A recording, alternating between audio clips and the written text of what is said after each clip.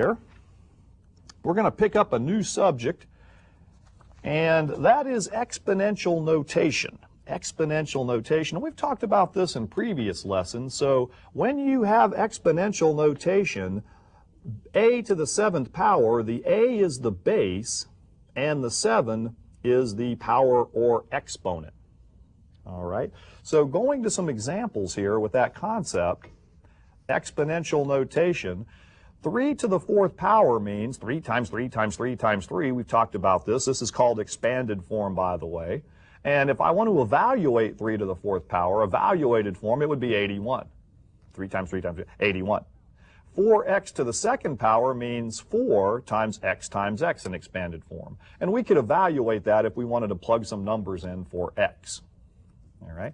Now notice again the difference between the old parentheses and non-parentheses. I tried to emphasize this in a previous lesson. 4x with parentheses around it squared means the quantity 4x multiplied together twice. So a lot of students will confuse these two guys right here. Now the reason we're talking about this exponential notation is we're going to start talking about power rules next. So going to the next graphic here, when we deal with exponential notation, power rule number 1. We've got 5 essential power rules to talk about now. And when multiplying same bases, whenever you have the same bases, you're always going to add the powers whenever you multiply together same bases. So let me get my hand here out of the way, add the powers. All right, so let's go to some examples with that thought in mind. Okay, so 5 essential power rules. When multiplying same bases, add the powers. So for example, x squared times x to the 3rd, adding the powers, we get x to the 5th. Now remember, in expanded form, if we wrote out x squared, it'd be x times x. This would be another 3 x's. It would give us a total of 5 x's. Okay. Y to the 5th power times y to the 3rd power times y. Now some of you might say, wait a minute, Young, this y doesn't have a power on it. Well, anything that doesn't have a power, just a plain old y, it means y to the 1st power. So anything raised to the 1st power is itself. So adding the powers here, we would get y to the 9th. It even works when you have larger bases. Now in this one we have a base of more than one thing. 2x to the 4th times 2x raised to the 7th would give us 2x raised to the 11th power. And then we can do some other things with that, we'll find, but that's the basic premise here when multiplying same bases. Now, a lot of students, when it comes to numbers, be careful here. This is a beware type problem. They'll say that 3 squared times 3 to the 1st, they'll say, oh, 3 times 3, that's 9 to the something. And it's like, don't go there. The bases do not change. Add the powers. 3 to the 2nd times 3 to the 1st is 3 to the 3rd power. And that will make sense if you go ahead and figure this out, because 3 squared is 3 times 3, or 9, times 3 to the 1st is 3. And when I multiply 9 times 3, I better get what over here? 27, which is 3 times 3 times 3. All right, so these power rules make sense as well when you plug in numbers. They will make sense. All right, so this is power rule number 1. When multiplying same bases, add the powers. Let's go to the next graphic. Well, Young, what if you're dividing same bases? Power rule number 2. When dividing same bases, we want to subtract the powers. All right, so going to some examples there, when we have y to the 5th power divided by y squared, we end up with y to the 3rd power. 5 minus 2, 3. Okay.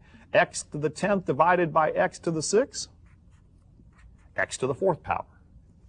If we have quantities with more than one thing in them, but the bases are the same, 6ab raised to the 7th in parentheses over 6ab raised to the 3rd, we get 6ab all to the 4th power.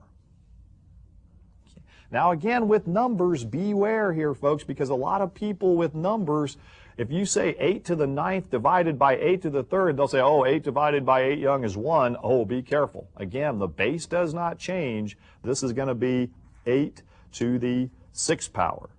And it'll make sense. I'll pick some smaller numbers here and we'll review that. 2 to the 4th divided by 2 squared, subtracting the power, should give us 2 squared.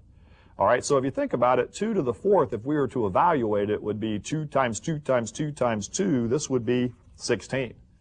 2 squared is 2 times 2 is 4, so if we were going to take 16 and divide it by 4, we better get what over here? 4.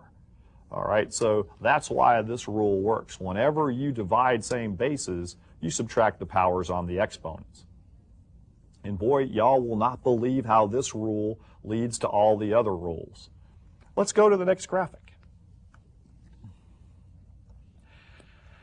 All right, now power rule number 3. Anything to the 0 power equals the number 1. Anything to the 0 power equals 1. And we already talked about the bottom part of this graphic. And anything to the first power equals itself.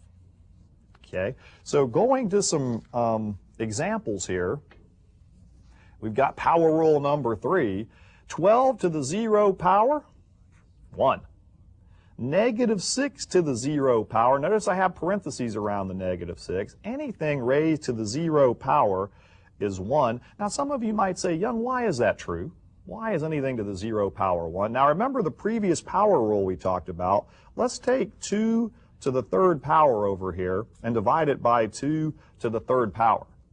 All right? Now, the rule is that the base, again, does not change. We subtract the powers when we divide those same bases, and we get 2 to the 0 power. But in reality, when you get something to the 0 power, you're dividing the same thing by itself. All right, so if we were to write this out, we'd evaluate that. 2 to the 3rd would be 8 divided by itself. So any number divided by itself always gives us 1. So that is why anything raised to the 0 power is 1, because to get something to the 0 power, you would have to divide the same thing by itself. Right. Now, you want to see a dirty trick on this one? We talked about those tricky exponents before. What if there were no parentheses on that negative 6? It was negative 6 to the 0 power like that. The negative is not being affected by the power here. So this one, again, watch those tricky ones we talked about in previous episodes, would be a negative 1. So a huge difference between parentheses and non-parentheses. I can't emphasize that point enough. All right. Continuing the examples to the 0 power. All this in parentheses to the 0, 1. And notice I really made some nasty looking creatures. All right, I don't care. I've got this gargantuan thing to the 0 power, 1. All right, now let's think about a sports team. And we know our sports teams at BCC, the BCC Titans. Now, wouldn't this be a creative sign at one of the sporting events, whether it be the volleyball or baseball team or something, if we were out there watching them, or softball, number Titans to the 0 power? What would that mean? Well, anything to the 0 power is 1, and we certainly like to thank our sports teams here. We all think in our hearts they are always number 1, regardless of records or anything else. We know our coaches do a fine job and our players, so got to throw that in there. Got to throw that in there. All right, going to the next graphic. Power rule number 4, as we just keep on trucking along here. Negative power rule. To change a negative power into a positive power, you take the reciprocal of the base and change the sign of its power. So in the example there, notice I have anything with a negative power on it raised to a negative power. Anything raised to a negative power gives you its reciprocal to a positive power. All right? Now, why, Young? Let's look at some examples. All right, so there's the negative power rule, which I'm calling Rule 4. Now, I bet you some of you, when I was doing that division rule, wondered why I never made the bottom power larger than the top power. All right, and, well, if I did, the rule is, and this comes from power rule number 2 as well, that second power rule, whenever you divide same bases, we talked about it, you subtract the powers. So 2 subtract 4 would give us x to the negative 2 power. Now, a lot of the textbooks don't like things with negative powers, especially variables. What they call this x is a misplaced base, a misplaced base. So what they like to do is, rather than subtract up, if you subtract the 4 from the 2 and get negative 2, they want to subtract down and write 1 over x squared. All right, so do you want to subtract up 2, subtract 4 and get negative 2, or do you want to subtract down 4 subtract 2 and get positive 2?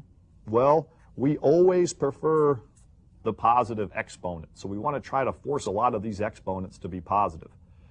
All right, so that's where that rule comes from. I mean, you can subtract up or subtract down, so, you know, we want to try to keep them positive. So looking at the examples here, 7 to the negative second power is the same thing as the reciprocal of 7 is 1/7 squared. So the power becomes positive in the bottom.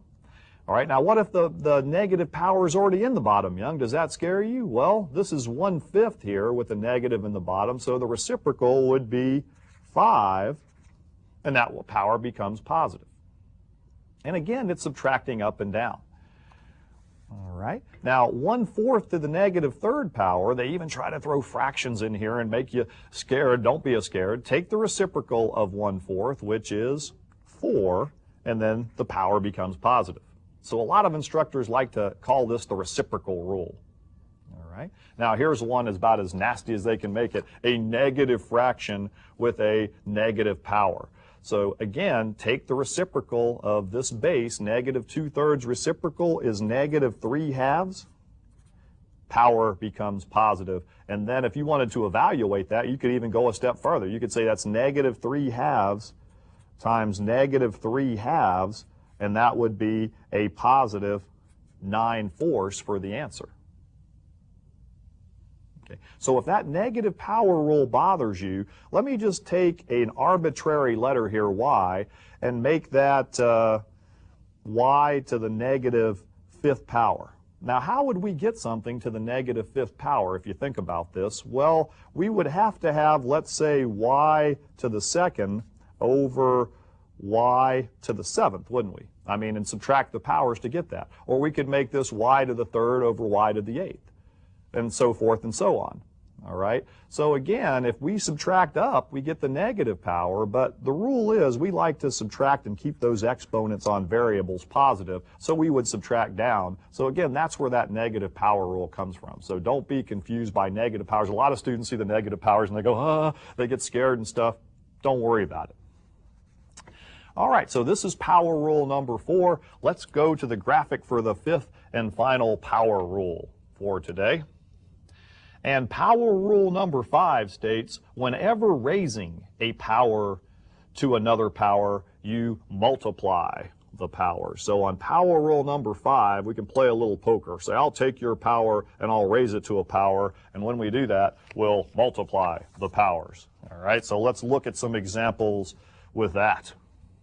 All right, so 5 essential power rules here. So in other words, if I have x to the 8th power raised to the 10th power, I'm going to multiply these exponents together and get x to the 80th power. Y to the 7th raised to the 11th would be y to the 77th power.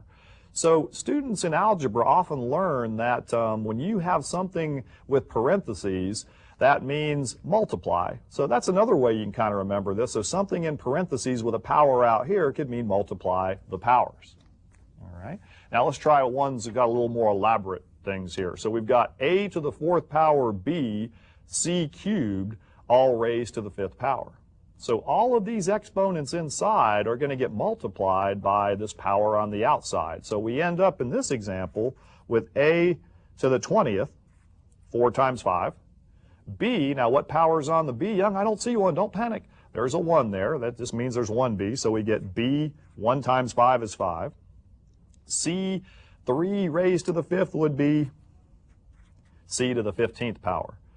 So all of these exponents here are getting multiplied through by 5. So whenever you raise a power to another power, power rule number 5 says multiply the powers. Now here's the one to beware of, this bottom one here.